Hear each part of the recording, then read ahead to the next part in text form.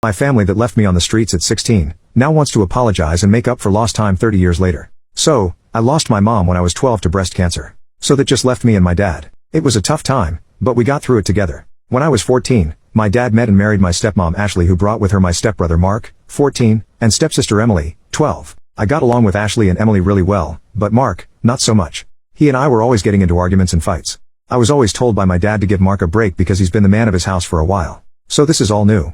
Like somehow it wasn't new to me?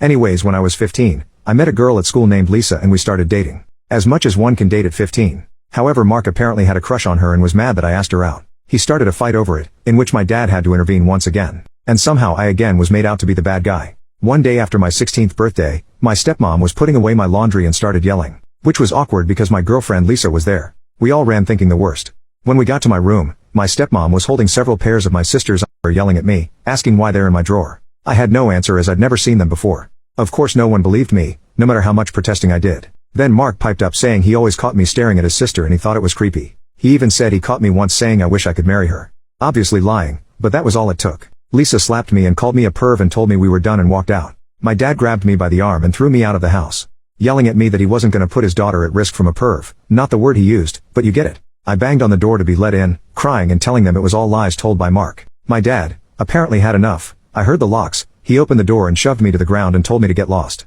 I told him I had nowhere to go and he said that wasn't his problem, then closed the door. I found myself on the streets, with nothing to my name. No place to go.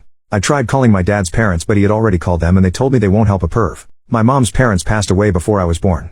Well, I lived on the streets for 2 years, doing what I had to in order to survive. No kid should have had to do what I had to do, in order to just live, just saying. There were some really dark days. Lots of therapy later in life helped me with this. Shortly after I turned 18, I found a job working at a boxing gym, states away from where I began this horrible journey. I worked there for years.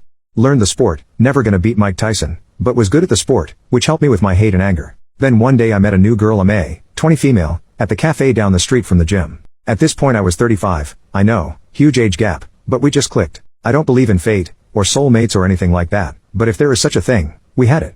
I don't know how else to put it. We dated for 2 years and then got married. Her dad was an electrician and hired me on afterwards. I think mostly to know I would be able to support his daughter and know I was doing right by her, but also in case he needed to keep me in check. He never said this, but as a dad, I get it now. Well, 15 years later we are still together with 4 beautiful daughters.